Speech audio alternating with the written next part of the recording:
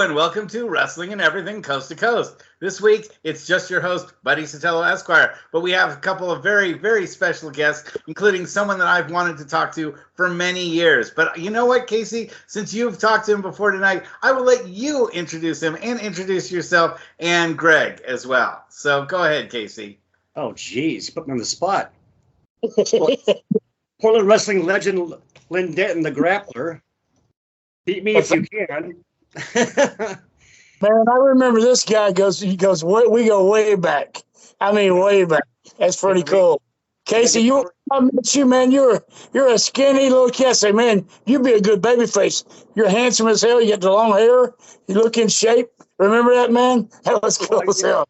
And we're also joined by Greg Foumal. Thank you for joining us tonight. Also a standout in the history of Pacific Northwest wrestling. And Edward, should I call you Edward? Should I call you Grappler? Should I call you, what do you prefer? Everybody else is Grappler, so just say Grappler. That's easy for me to do. That's easy for me to do. Brothers. Oh yes, absolutely. So Grappler, you made your home in the Pacific Northwest, but now you're in Texas, right? In Texas now, yeah. That's where I'm from. Originally, I was born and raised in Texas. Oh, okay.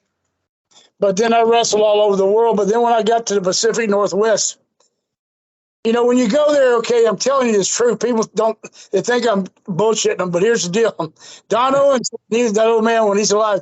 I come in the first time I sat down to get paid, the first Saturday night, Portland Sports Arena. He goes, hey, yeah, Lynn Denton, yeah.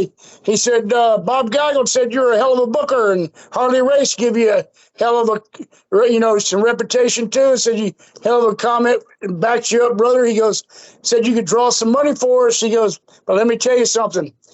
If you buy a house around here, in the Pacific Northwest, make sure the something's got wheels on it, because ain't nobody homesteading here. Tell everybody.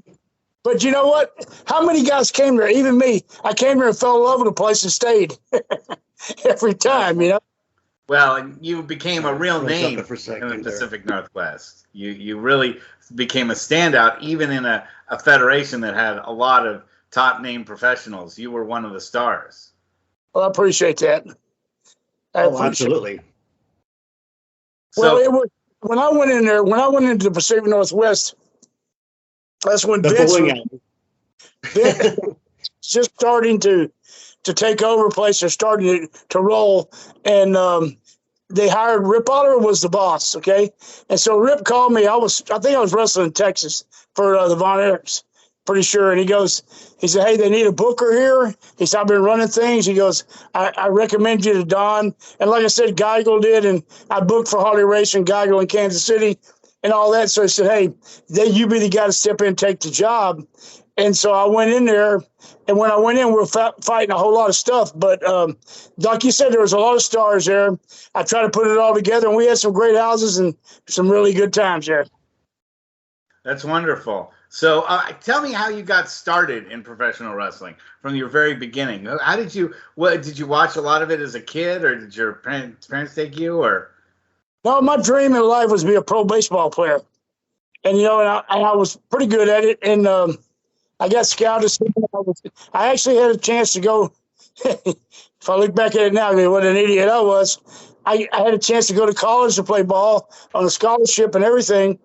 But my dad was doing construction, him and his friends and all that. He had a crew. And there's a wrestler in Houston that wrestled for Paul Bosch, which everybody did then. His name was Tiger Conway Sr. And he had a fence company, and he needed some garages built to park his fencing trucks, to store them and stuff. So nobody'd steal fencing material off of them and all that at night. And my dad got the job, him and a couple of his friends, and he met Tiger, and then he got into the wrestling thing, and I was over there helping on weekends. And he got telling me, you're to make your son a wrestler. He's in good shape. Well, I was getting in shape, getting ready to go to college to play ball, so I was in good shape. He said, you're to have him try, this and that. And so I wasn't really even interested in pro wrestling. I mean, I had seen it on TV. My dad and my uncles, they loved it, and then they'd always talk about it. But I never did think that much about it. I went to a couple matches. I thought it was, man, you watch those guys, and holy cow, I couldn't believe it, But then my dream was to be a baseball player, and so what I did was I was I was running around with my brother, and they had these guys. Now I didn't even know what this was back then. It's called it's called like the the guys that were doing opposition to Paul Bosch, or like the outlaw groups back then they call it. Well, there's a bunch of Mexican, outlaw group. There's a bunch of luchas, running lucha libre shows. And so I seen that. I went over there. I said, well, nobody, I went over there, and the guy said, oh yeah, you trained. I got in there. I trained a couple of weeks. I said, you're booked next Friday. I said, hey, dude. I said, I ain't ready for this. So I went back and told my dad. He called Tiger, and Tiger got pissed off. Because I was. You know what? Tell you and your son meet me Sunday morning down at the Coliseum. Come by and pick me up, he said, and meet me. And he had a key to get in the back door. And he goes, I'll take him in. I'm going to take him in there and show him what he does not know about pro wrestling, what those guys didn't teach him. Well, come to find out, I didn't realize he was going to stretch me, And so we got in there. Kid.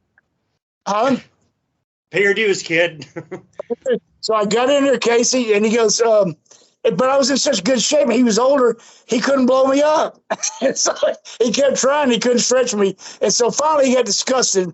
He said, you know what? He said, I don't feel comfortable training him. He'll never make it in pro wrestling. I want nothing to do with him. Take me back home. So then I got pissed off. I said, I don't want to be no wrestler. Hell with this shit, I said, dude, I'll be a baseball player. These guys are idiots anyway, which they are, most of them. So he goes, it's including me. So he goes, so then I went along, and then my dad loved it. He come along about 2 weeks later. He goes, look at here. Back then we got TV guides in the mail. He said, in the back of the TV guide, it said a wrestling school across town. This guy was opening named Joe Pizza. Anyway, he's the guy that trained me. But I went over there. Okay, now I've been eating this. My dad's pushing me. Everybody's pushing me. We get to the school, and I take a look at it. He finally taught me into going over there. And I took a look. He had the ring in the back, and, in a nice office in the front with everybody's picture on the wall, like he wrestled everybody from here to Abdullah the Butcher to Andre the Giant, which he probably never wrestled any of them, but he had all the pictures up there. It's a word. He goes like this. He says, hey, we sit down there, and he goes just like this. And he goes, he says, well, look, he said, this is a big man sport. He tells my dad, I can make him wider and thicker, but I can't make him taller. He'll never make a dime in this business. And I'd heard enough about I'll never make a dime. I'll never make it. And I said, you know what? And it was $3,000 back then. It was a lot of money. I had that saved up. Thank you. He says, $3,000. And I looked at my dad. I go, I'm ready to train. He goes, are you sure? I said, yeah, I want to try. It pissed me off so bad. But anyway, I thought I lasted a year and finally got booked in Amarillo. And then I went there, and I was there a week and got fired because I was too small.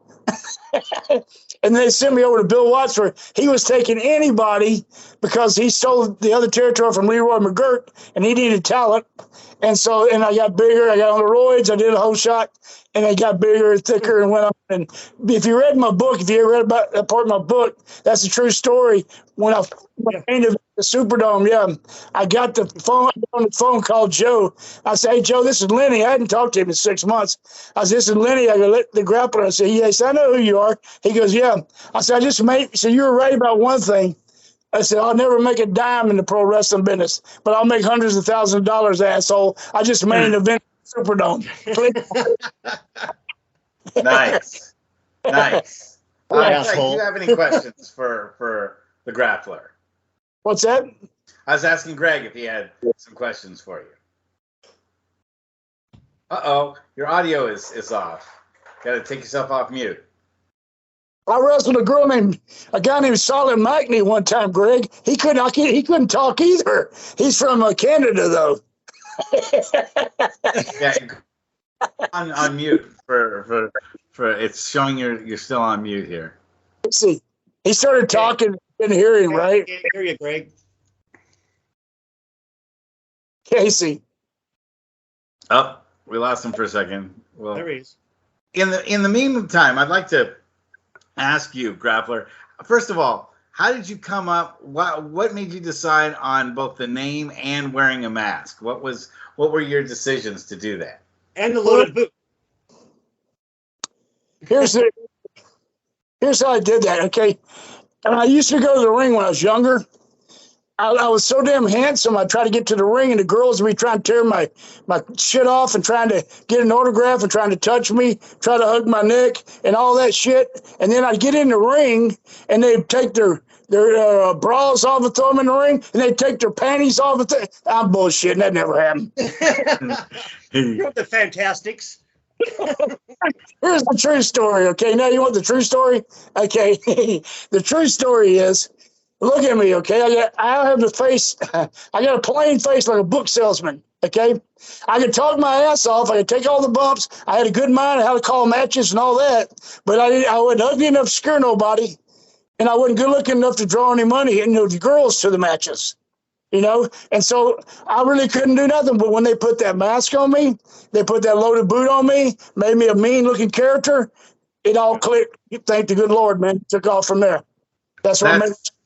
That's great. I mean, I love wrestling masks. That's like my favorite thing in the whole world. And I love masked wrestlers in the way that the Grappler was a masked wrestler. That you weren't a lucha, you know, you were part of that old school style, like a Dr. X or Destroyer type. Yeah, it was like Jody Hamilton, you know, the assassin type wrestler. Yeah. That type. Remember the green mist too? You would start spraying, you would put it in your, rip the thing and spray the green stuff. That was great. I was starting to run brown ideas about there. Okay. I was trying everything, okay? Well, the Breakfast Club, too, with milk and Cheerios and a shopping cart with Nord the Barbarian. Let me explain how that happened, okay? Okay, so I'm trying to book the show, and I got John Nord the Barbarian, and he only cares if I book it or not. He's wanting to go drinking as soon as the matches are over. And so we're in the commission. You know how tough the wrestling commission that Bruce Anderson guy was on us, right? Yeah. I mean, he come down. He told Don. He said, if the guy gets busted open, he starts bleeding, stop the match. Right. If you hit a chair or a table, I'm going to fine your ass. Well, the people at the Portland Sports Arena, they were raised on that. That's what they came there for. They didn't come there to see us get an arm drag. You know what I mean? Yeah. They come there to see the guys beat the hell out of each other. You had to give them excitement. The excitement's in the air. That's what all they talk about. Don calls everybody. And so we're sitting there trying to think, what the hell can we do? And all people, the Barbarian, John Nord goes, well, hell, let's take Brian Adams and tie him up and just beat the hell out of him with milk and Cheerios. And I went, what are you talking about, you goofball? He goes, brother, you ever been hit with a gallon of milk not open? I go, no. He goes, it hurts like some bitch. I have. That's how it all started. I said, hey, let's give it a whirl. Let's see what happens. And the people loved it, except the front row didn't like it too much with the milk on it. That whole mat, when you guys left the ring, that mat was just covered in Cheerios and milk. And just in a broken shopping cart and garbage cans. Yeah, Don get pissed. He goes, it costs me $150 every time you assholes do that to clean the mat the next day. At least make sure that the mat gets cleaned. There's a number of mats I've worked on that could use a good cleaning, and a couple months later they still haven't, you know, and all the blood and everything. I've done all of it. Oh no, Greg, we can hear you now. Oh, you can hear me now? Oh. There we are. Yes. So welcome to the show, Greg. Glad to have you. You have some questions you've been building up. I was sitting here just staring at Len or the Grappler and just going, holy shit, there's a Grappler right there on the bottom of the screen. But hey, Greg, when you start talking to me, you didn't hear me. But I said, you can see your mouth's moving, but I can't hear anything. I said, I wrestled a guy just like you one time named Silent Macney in Canada. He couldn't talk either or hear either. Oh, that's a nickname. I don't want to get stuck with that one. So yes, Greg, why don't you ask the Grappler a few questions? Hey, I was curious. Did you have any real heat with any of the boys in the Pacific Northwest? Well, every time you fire one, they kind of get pissed off. Yeah. You know what? It's the thing. I mean, I had some guys they get angry, get mad at you and all that, but it's part of the business, dude. You get past it. And if you can't stand your ground back there, you're going to be in trouble, especially if you're in charge. You know what I mean? And so many a times, I mean, like I came in, check this out. One time I came into the sports arena and Don Owens goes like this. And this is when me and Piper were running it together. Like when he came in later in the end there, but he was still going out. Sometimes I'd run the whole show. And then if I had a question, Roddy had a straight direct line in the back. It was a red phone, matter of fact. Couldn't believe it. And you could always, what you said, I go, Roddy, look, we got this came up. What do you think? We're going to change this or whatever, you know, if we need to talk. And so I went to Don's office because I always stopped by the office before I went to the dressing room because I was the boss and they wanted me to go over what I'm going to do tonight on TV, right? And so I went in there, and when I got in there, after I laid it all out, Don goes, here's what I want you to do tonight. I said, what? He goes, when you go over there, you go fire that Billy Jack's ass and tell him to get his ass out of my. Wow. Here we go. Holy cow. So what am I going to do now, right? And so I goes, I'm walking to the sports room, and it's the slowest walk I've ever took to the dressing room from Don's office. What am I going to do? This son of a bitch, I'm going to have to fight this idiot for sure. Okay. And so I'm walking, and of course, brother, you know what I did when I got in the dressing room? I stood up like the man I am, used the backbone I am. I called him in. I said, I need to talk to you. I said, look, here's the thing. This has nothing to do with me. It's that fucking Roddy Piper and Don Owens. Pass the buck. And he goes, them son of a bitches. I said, I know, man, I agree with you. But I said, brother, I got out of that when I was, shoo, holy shit. Let me show you where they're at. I know where they are. That was a close one, brother. Because I know the fight there. Yeah, even back when he had a fresh young mind, he was still crazy. So he was probably pretty temperamental. You never know what Billy Jack you're getting. You know what I mean? Right. Right. Imagine. Hey, let me ask you this too. In the Pacific Northwest, who are some of your favorite people to work with, both heels and baby faces? Who brought the game? Art Barr was one of the easiest matches ever. Okay. And the Rock and Roll Express, you know, they were so, you know, those guys. Steve Douglas, Scott Peterson, and Rex King. Yeah. Sorry, Rockers. Rock and Roll Express. Southern Rockers. Yeah. Rock and Roll Express pretty good too. The Southern Rock, they were easy as hell to work with, you know. And let's see. Those are the two best, I think. The three best that I can think of right off the top of my head. You know what I mean? Did you get to work with Playboy Buddy Rose? I never worked with Buddy much. Never did. He was heel all the time, you know, and me too. Yeah, that's true. But in the locker room, did you? Locker room, God, Buddy. The only thing here's what got me with Buddy. I did never understand this because I never was threatening to Buddy. I was always nice to Buddy. And if we ever had to do anything, he'd go, hey, brother, hey, listen. I did do some matches, like Battle Royals and stuff like that. He'd come up to me and he'd go, hey, Lenny, brother, please don't hurt me out there. Please don't hurt me. I go, what? Buddy, why do I want to hurt you? Why do you think you got to turn over yourself? He said, not me. Tell other guys the same thing.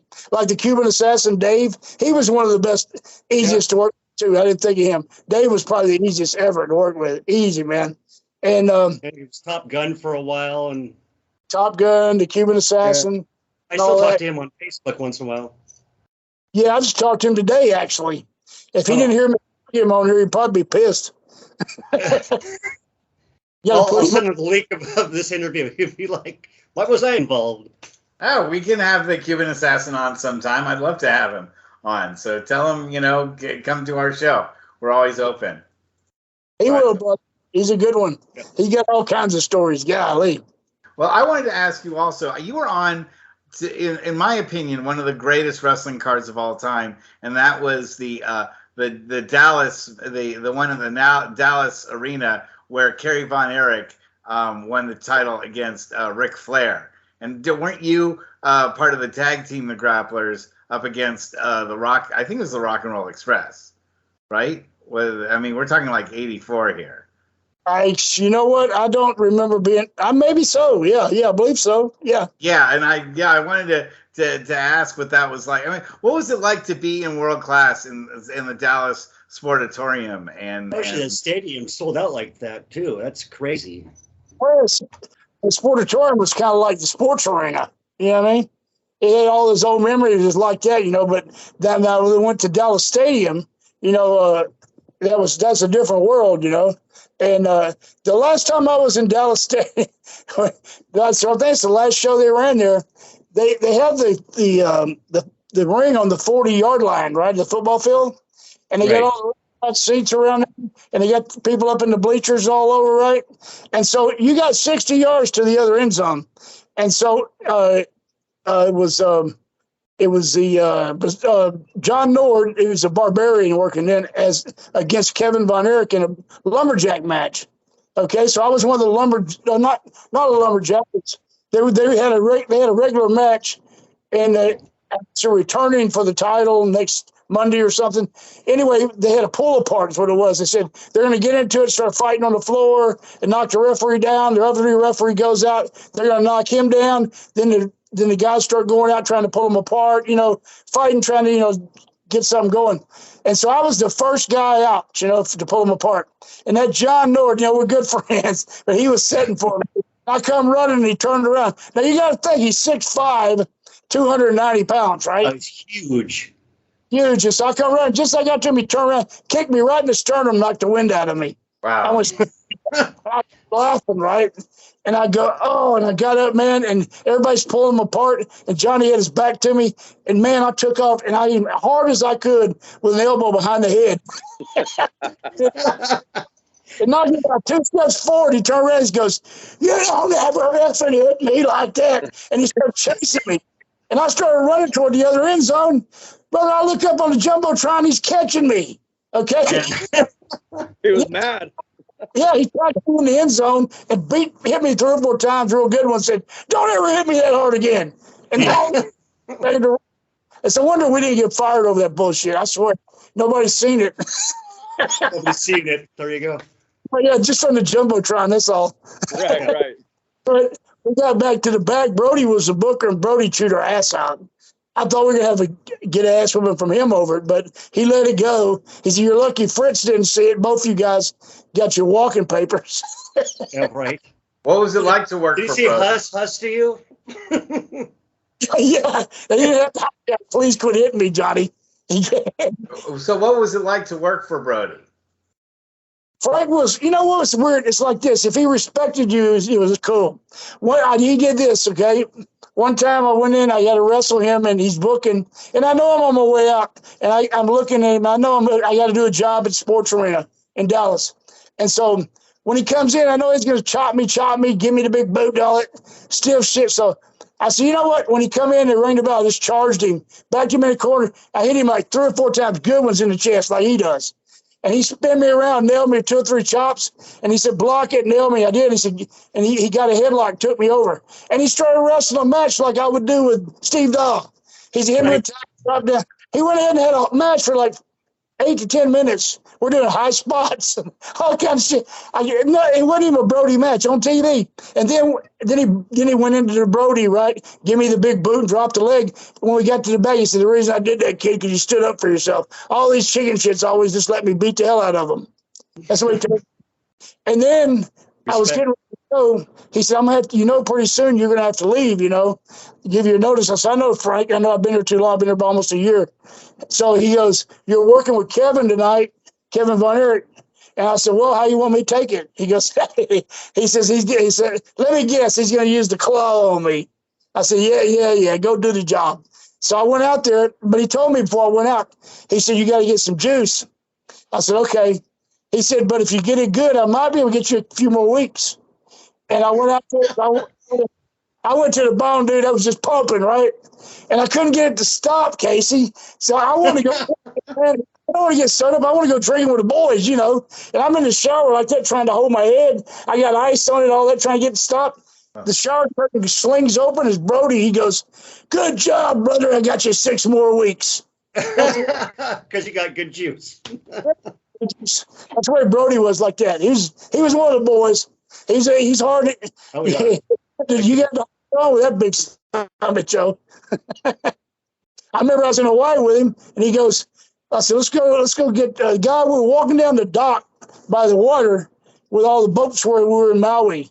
And he goes, and we're staying there 2 nights. And he says, I said, hey, man, this guy's, hey. He goes, I'll take you out right now. You guys, I promise I'll get you catch a marlin. $50 a piece. I said, let's do it, brother. $50 to go marlin fishing.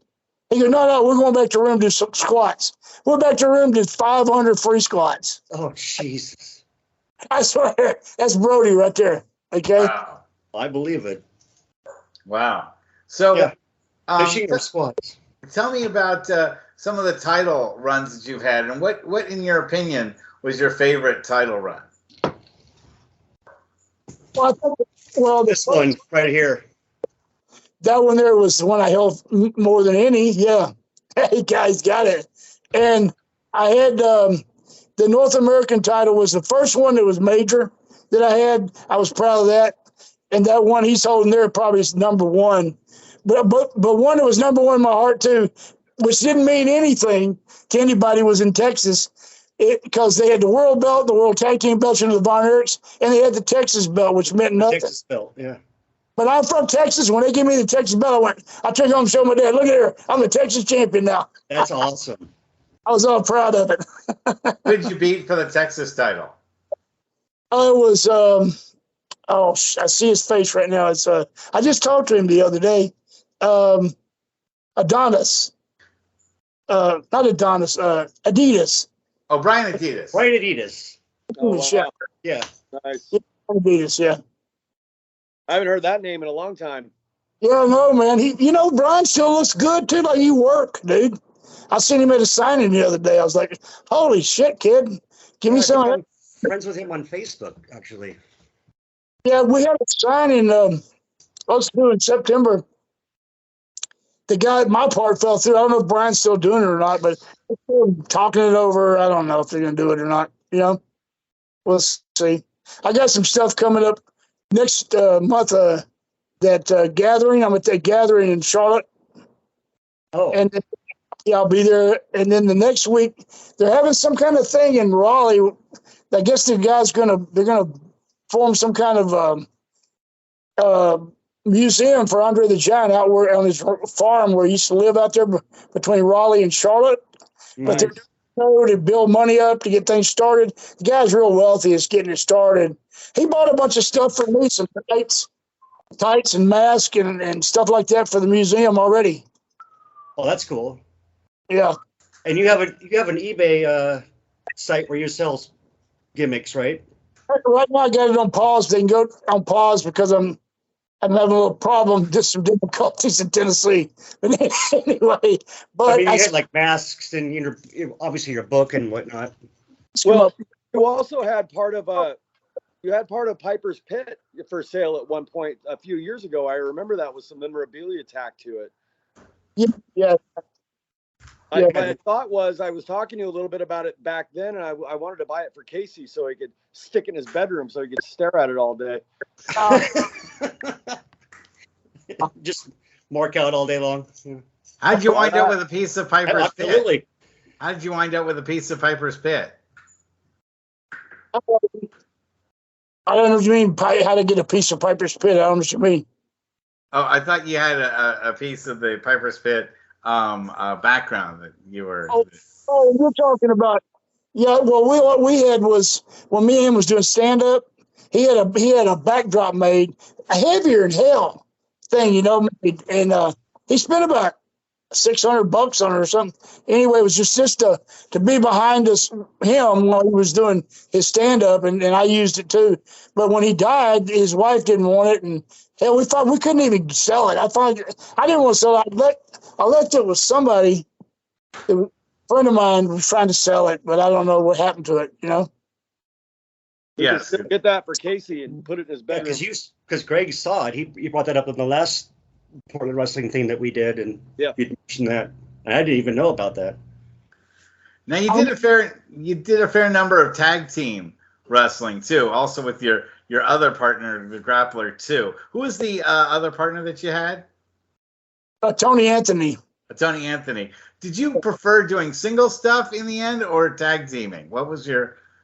Honestly, I'd rather do single, because I went back to single after that. Me and Tony, I thought we were a very good team.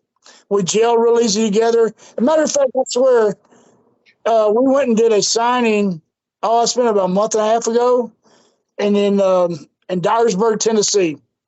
And Tony was on there, and the guy called, say, can you come do a sign? So I went to, me and Tony were doing it. And so that night they had matches, and he said, well, y'all do one little thing for me. I said, what do you want? He goes, well, their major tag team is going to go out there and get on the mic after their match. They win their match and say, we're the greatest tag team that ever wrestled in the Mid-South, all this. And so me and Tony walked out of the dressing room into the ring. They go, oh, is that right? I said, hold on a minute. I think you might have second guessed yourself, because the greatest tag team, they're wrestling standing right here. So they got the mic and they said something to us. And then I looked at Tony, because we had to double punch the guys. It just like glanced at me, just like old times, perfect timing. Bam! I said, damn, we still do it. Nice. He was a very, very good partner. He was a good partner of mine that I loved. Died really early. God bless him. Was Bill Irwin, the Super Destroyer. Oh yeah. We were partners first. Then it went to after it went on. I got with Tony as the grapplers. Then we went to Tennessee, and they wanted me to pull the mask off after the run. I told them to hell with you and walked out. We left and went to San Antonio territory. Then we come back to Tennessee as the Dirty White Boys for Jimmy Hart. The Dirty White Boys, right? And we did those runs around everywhere, crazy. Yeah, what was that like? What was that like for you? Well, it's okay, but I'll be out there like that, and I see a biker come toward the dressing room. I run in the dressing room because he's going to ask me something about bike, and I never even hardly rode one. I don't know shit about him. That's funny. I did not know that. I can tell you how to wrestle and stuff like that. I can tell you all the moves and stuff, but I can't tell you about Harley. You know what I mean? Casey knows a thing or two about bikes. A little bit. Casey does. So does Greg a little bit. Are you kidding? Yes, and Greg has a little bit of a background on bikes, except they only go a minimum of 100 miles per hour, right? I mean, yeah, around corners. Yes, around the corners. So tell me, like, did you get any substantial injuries from wrestling, and if so, are they still a problem for you now, or how'd you deal with them? Yeah, I did. They replaced my 4th, 5th, and 6th vertebrae in my neck. I have cage in there, like all the stuff. And then right now my lower back is it's still there, but it's like it ain't supporting much. You know what I mean? That's just a really bad. I've got all the shots. They did all the nerve, freezes they can do and everything. So I don't know. I don't know where it's going to end up. But I'm kind of crippled up now. But I keep going. I can just push through it. And it's all you can do. I know. Come back. Sorry. It's like almost every bump that you've ever taken is kind of wakes you up in the morning and goes, good morning, Grappler. Yeah. I remember my dad used to go, one of these days you're going to pay for that, all those shit you do when you go through tables and off the top and all that. I said, oh, bullshit. I was young, right? I said, my mom, she'd say that, and I used to Bush used to make her mad. I said, I'm going to take a backdrop from Andre the Giant and never come down. That's probably true. Or hit the concrete under the ring. Yeah, it's kind of funny. Actually, I don't know if it's funny or not, but I'll get up at 3 a.m. to go take a piss, and my wife will wake up from my knees cracking just to hear me walk to the bathroom. That's the noise I'm making, I would hate for somebody to see me get up and try to go to the bathroom in the morning. It's just like crack, and she's like, you okay? Yeah, fuck, I do it again, so I'll play. I'm glad I did it. Sometimes I go, well, I look back because right before I went to go wrestle, when I told you I left for Amarillo, I played a semi-pro game, and I had a Cincinnati Red Scout come up and give me his card. So we've been looking at you. We'd like to offer you a tryout. I go, how do you show up? I'm leaving tomorrow for Amarillo, right? But I might have played a little bit of minor league, and that might be as far as it went. And I could have went back to wrestling, or I don't know. I'm glad I went. I'm glad I just. You can't look over your shoulder and regret stuff. You know what I mean? I had a hell of a wrestling career. I went all over the world. You know what I mean? Oh, your career is amazing, and I can't say enough. Your book, I've read every wrestling book. Well, not every, but it's one of the best reads ever. Oh, and when you explain, from everything from the beginning to what you went through. I mean, like, Andre Giant's like body slamming. You're like, what? Yeah. Well, I'm thinking about maybe another book. My idea is, say, hey, you want to be a wrestler, huh, kid? Like you said, when we started. But last time I met you, and you're like, okay. Was because I think I'll explain. Here's what happened to me. Here's what happens to you when you start in this. And they kind of explain, give scenarios. Well, this happened to me, that happened to me. Because I just tell stories in that book about on the road and different things. But tell the when I got my ass beat and all kinds of stuff. You know what I mean? Mm-hmm. Stuff like that. I'm thinking about doing another one. But I appreciate you saying that. And the guy that wrote it, Joe over in Portland, he's one hell of a guy. He was, Joe on the Go, right? I do, but I don't, That's why I wrote the book. He's a hell of a guy, man. And he researched everything. I just come to his house and told stories and told him, legit what happened. And he made you put all the time things together so they fit right for the right years. Because I went in and told him this story about, getting a big fight with Lawler and Savage, and we fought all over the building or something like that. And he comes back and goes, Lenny, you did that, but it was the Bruise Brothers. It wasn't Lawler and Savage. It was the Bruise Brothers. Okay. I said, well, what, 35 years ago, okay? Tell me about the loaded boot. When did you come up with that idea? Where did it come from? And then how did you sell it to the other guys that you were working with?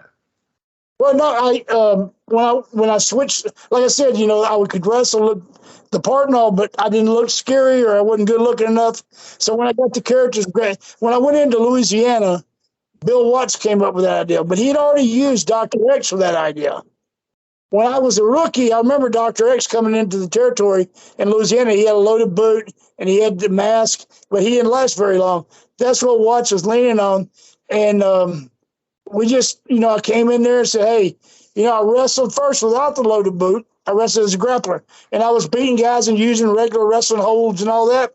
And then I wrestled Ted DiBiase for the North American Heavyweight title. And we had a big blowout. Then we had to come back. And then I got injured. And I was gone for 2 or 3 weeks. And I come back with the orthopedic boot. I found a surgeon that could crack my leg. I got an orthopedic boot. But you know what? I'm not crying over spilled milk. I know I'm injured. I know I'm a handicap, but I'm going to compete just like the rest of y'all. And then I load the boot and kick the shit out of everybody cheap, right? So that's what you know that, see? It was a great gimmick. I always enjoyed that, That always get the crowd spun up when, adjusting masks, adjusting boots, something's going on. The ref doesn't know anything about it. Only we do. The mask. I remember that stuff being fired up as a kid going, yeah. Hey, Ken, good one. The boot works good. It worked perfect for this too. Like when I was in Memphis, we'd go and after the matches I think we wrestled on Friday. No, we go like somewhere town close to Memphis every Friday and come in. We stay at this one hotel where all the guys stay. We come in early, say 11 o'clock from the matches, 11:30. As soon as we got in, we'd throw our bags and stuff in the wash and everything. And then Tony go like this. Lenny, put the cheese in the window. I go get the loaded boot, put in the window. That way the girls, when they come by, they see that boot stop. Oh, there they are. Well done. Well done. Now that's a story. That's a story. There you go. Now, not to lower the mood a About the little bomber motel. bit. that- You gotta have some stories about the bomber. Oh, the bomber. Oh, my God. The bomber's insane. You know what, though? I didn't say it, the bomber right off. I was in Portland, and Joey Jackson, the guy I trained, had a house for rented. And him and his girl. With Joey Jackson, remember? We used to hang out with Jackson. Yeah, Joey. With Joey, I moved into that house, and he moved out. And then I brought Katie and her girls there, my ex-wife, and then we were there about a month or so, and the damn house burnt down, right? Then I had to go to the bomber and stay for like 2 months till we found a place. And I had my family there, so I didn't do too much partying at the bomber, a little bit, because I had so many bomber stories that's just hysterical. Well, I can't even imagine. Unbelievable bomber stories, brother. I was there. I was there to a lot of different parties and all kinds of crazy stuff. You know, a lot of stuff I don't even want to tell on here. I'll bet. You know, my parents lived in one of those little places behind the Bombers before I was born, and I would hear the stories about all the pro wrestlers. And even Jimmy Superfly Snuka lived there. And my dad always said how getting off work and trying to relax wasn't a thing back then. There was what's going on, and everybody, unless the wrestlers were at the sportatorium or wherever they were, right? If they were there, everyone was awake and everybody was outside, or everybody was crammed into one of those little places, and it was and they act like it bothered them. Me, I was like, that's cool to me. I'm sorry I missed that. I had a lot of fun there. Yeah, but you know, not to bring the mood down, but you have to think about world class and how star-crossed everybody was, and you know, it's a miracle that you're one of the few people that are still alive from the world class experience. Man, I'm telling you, man, the guys have dropped like flies through the years. You know, it's unreal. I tell you what I do when I'm doing signings. Right toward the end of the signing, fans will be coming by, right? And I go, hey, you ready to get you a mask? You ready to get you a book? You know, I might not be here next week. Like the rest of these. I hope you're around for a long time. Yeah, I really do. But hey, bro, take that backdrop from Andre. Don't worry about me. Right. Hey, let me ask you a question about this, and tell me if I'm wrong. But legend has it that you and Jake Roberts are connected in some way to that DDT move. DDT, yeah. Yeah, Jake says I slipped, stood on his toe, the fat bastard, and made me fall down, and that's how it happened. That ain't really happened. But, yeah, we invented DDT. It was an accident, I admit, the first time it happened. Yeah. But sweating so bad in Lake Charles. I think he says it was in La Ronja, Louisiana. Matter of fact, I just went fishing with Jake 3 weeks ago out there at Lake Texoma. And we were out there a while talking about it. He laughs. He goes, I tell everybody, you stepped on my toe, you fat bastard, knocked me down. He said, that was pretty cool. We were ticking it around like old times. He said it was in, I told him it was in Lake Charles. He goes, no, it was in La Ronja, Louisiana. And then I said, no, he's right, because I remember this is just a metal building, like a dive barn. You couldn't even fit all the guys in the dressing room to get dressed, you know. And so we pull up and it said Coliseum on the top. yeah. Yeah, and that's where we did. That's where it's invented. Wow. That was a good story, though. Did you really get drilled when you fell with him, or like where he was like, wow, he kind of hit his head kind of hard. I'm going with that. No, because we slipped, and I knew I caught myself, but it was the way we hit. We both hit at the same time, and went boom, you know. And the crowd goes, whoa! And I said, Jake, did you hear that shit? He goes, yes. I said, let's do it again. I said, you know, blah, blah, blah, give me a knee lift when I get up. Do it again. So he did. When he picked me up, as I sold the knee lift, I spun around, and there he was, and he kicked the set. But Jake, you know, devious Jake loves it. He slapped me on the back too hard as he could at the same time. When my head, the slap thing. Oh, then it was really loud in the fans' room. So he did it for a couple of nights around, working with other guys.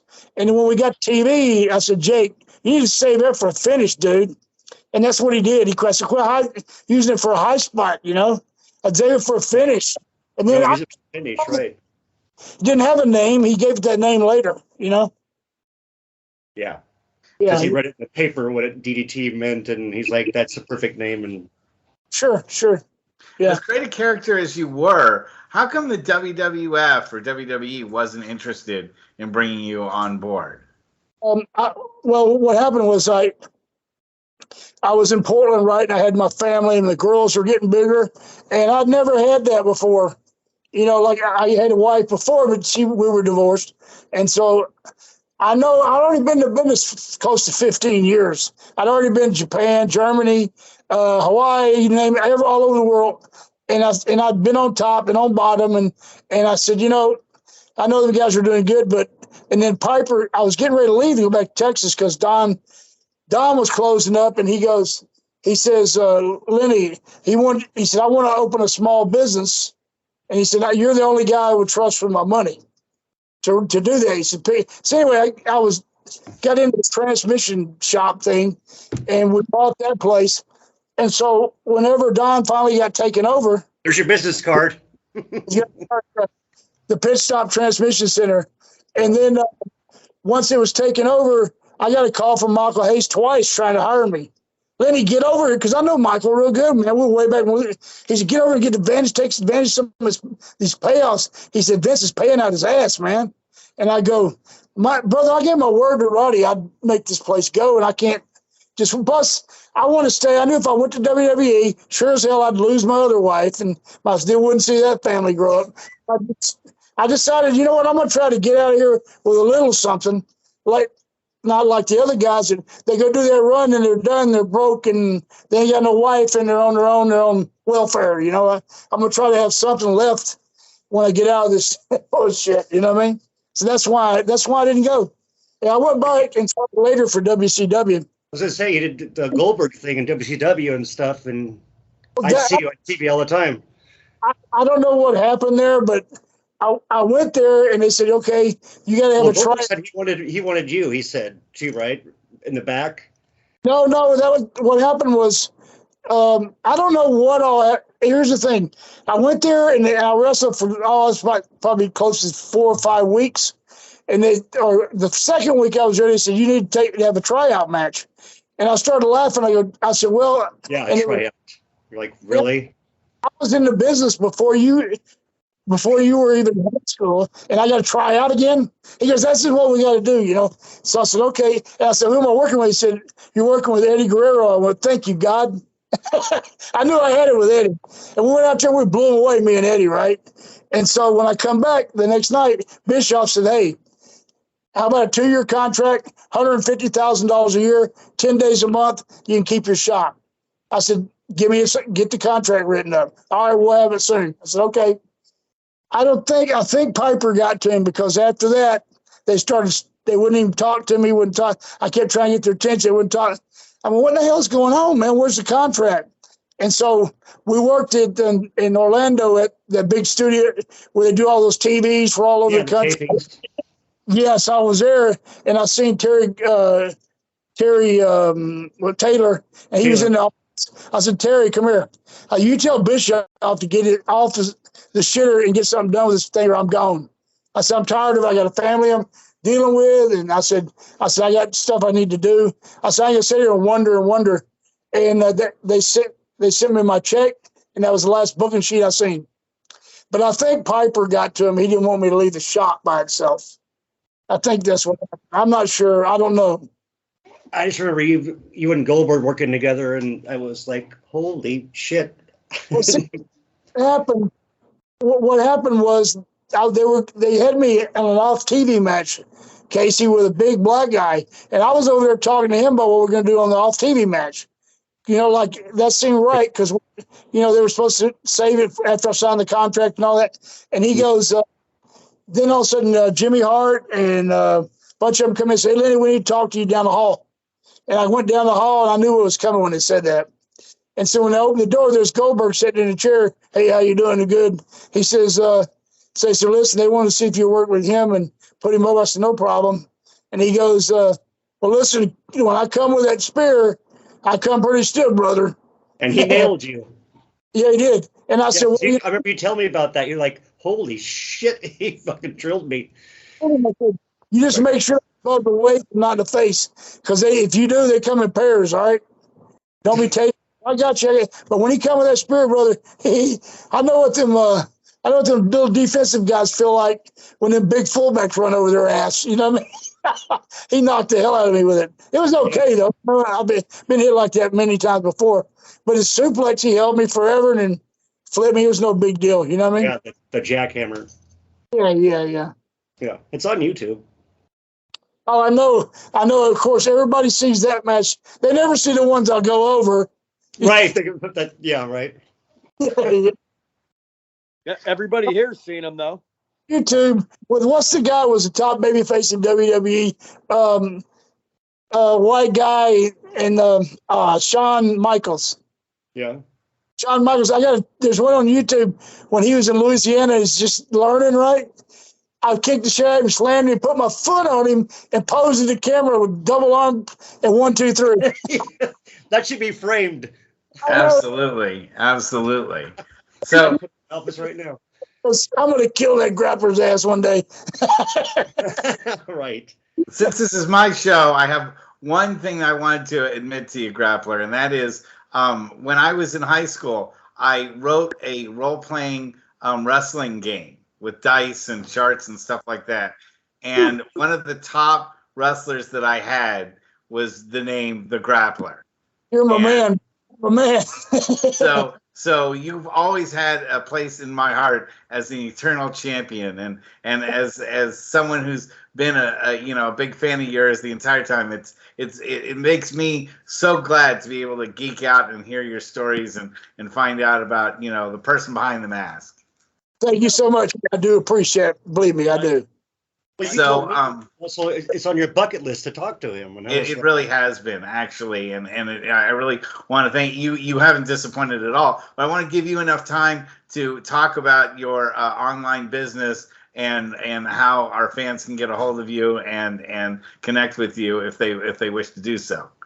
All right, bro. They can go on eBay. It's the Real Grappler. .com or something like that, therealgrappler.com, or just go on Amazon if they want to buy a book, stuff like that. I'm fixing to update my new site, eBay site, but I'm moving, in the process of moving right now, but that should be up pretty soon. But they can go on Amazon to buy a book, and as far as anything else, that's about it. Are you staying in Texas? Yeah, I'm at my sister's house right now. I think I'm getting a place tomorrow, though. Knock on wood, cross your fingers for me if the deal goes through. Yeah. And what are you doing when you're not, doing the book sales and all that? What are you doing? Like I got, there's a lot of different signings, different places you go and do pretty good, Like I got that one that's coming up a couple of weeks. That in Charlotte, what I call it, I forget what they call that thing. They do it every year, that one sign-in, right? And I'm going there to do that. It's I forget the date, but it's the first weekend in August. And it's the Gathering. They call it the Gathering, okay? And so, there's 60-something wrestlers there this year. From everywhere is there. Everybody knows anybody. And so, you get a lot of connections there when you go, and so I get fed into other bookings off of that. The following weekend, I'm going back to Raleigh, North Carolina, to do that Andre the Giant thing.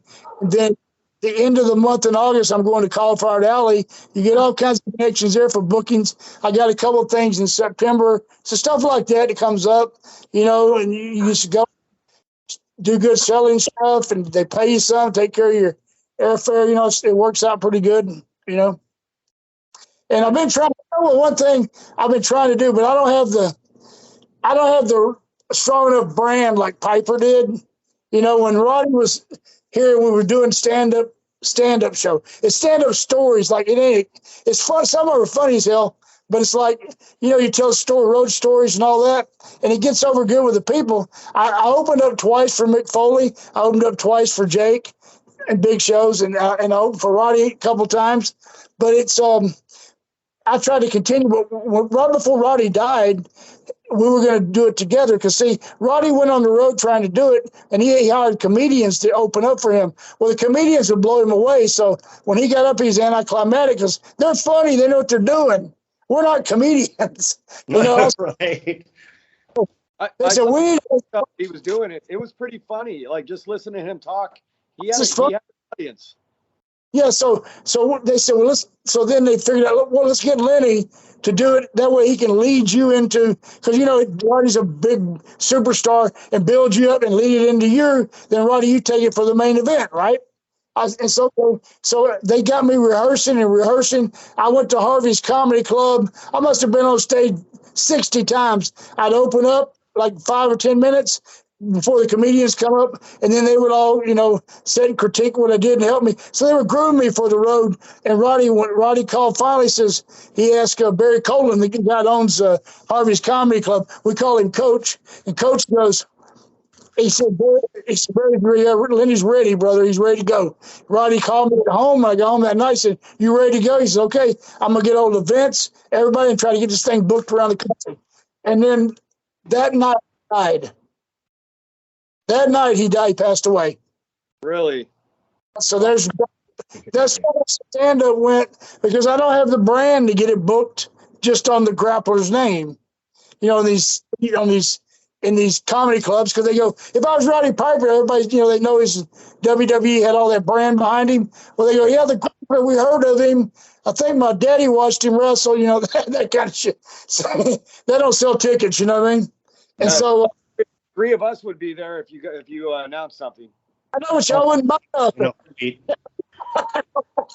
I'm kidding, dude. Yeah, no, that's cool. Yeah, I'll tell you, I did a couple shows where there was 12 people, 14 people. I go up and do it anyway, and I still made good money selling stuff. That's why you're an incredible professional. So if you had to do it all again, would you do it all again? Oh, yeah, I would. That's good to hear. That's good to hear. Not everyone is so happy about their careers that we've talked about on the show, and a lot of them have second thoughts. But I'm glad to hear that you're at a place where you're happy about the things you accomplished in the ring. I'm happy about it, man. I still continue doing stuff now, and like I'm managing a guy. I got a guy called G3 over in Louisiana. He's my protege. He's got the loaded boot, the whole gimmick. We're starting it over. Right on. Well, tell him if he wants to get booked in California. Business, so I can get him on some shows in California if he's interested, and he can tour the Northwest. I think if he's interested. We need to get something coming out that way, Casey. Like I need to get a signing out there or something out there, a stand-up show, because I got a new grandbaby I need to see. All my kids are still there. So you get a place to stay here. Come on over. My daughters live in Vancouver, Washington, and they're all of them still there. That's wonderful. And swing by San Francisco while you're at it too. I'd love to take you to a beer and a big steak somewhere in the Bay Area if you come out. So anyway, Greg, do you have any final questions for the Grappler here? I don't. I just wanted to be on here no matter what. I wouldn't have missed this for anything. You're one of my heroes, just like he said, coming up through, watching every territory and studying in all the magazines, but having the honor of being able to go and see you live. It was a little bit different than watching everybody on TV or in a magazine. It was just really cool being on here with you, and I'm a big fan. Thank you for the kind words. I appreciate it very much, both of you guys. Casey, you got my phone? I don't. You can text me or message me at whatever. But again, I want to thank you again because you helped break me into the business, and I really appreciate that. God bless you, brother. I can't wait to see you again. When I get there, I'll call you. Well, I'll call you. I'll send you the number. I'll send you a message. Yeah. Okay, brother. Sounds good. Well, thank you very much. Yeah, we want to thank you so much for doing the show. This has been one of the most special interviews for me personally, and you've just been fantastic. So Thank you so much for being here, and we'd love to have you on in the future too. If you whatever plans you have or anything, big shows, if you're coming out west, we want to promote your guy or whatever like that. You're welcome on the show anytime. Sounds good. That's good talking with you. Okay. All right. With that, we're gonna sign out for tonight. Good night, everyone. See you next week. Take care. Thank you.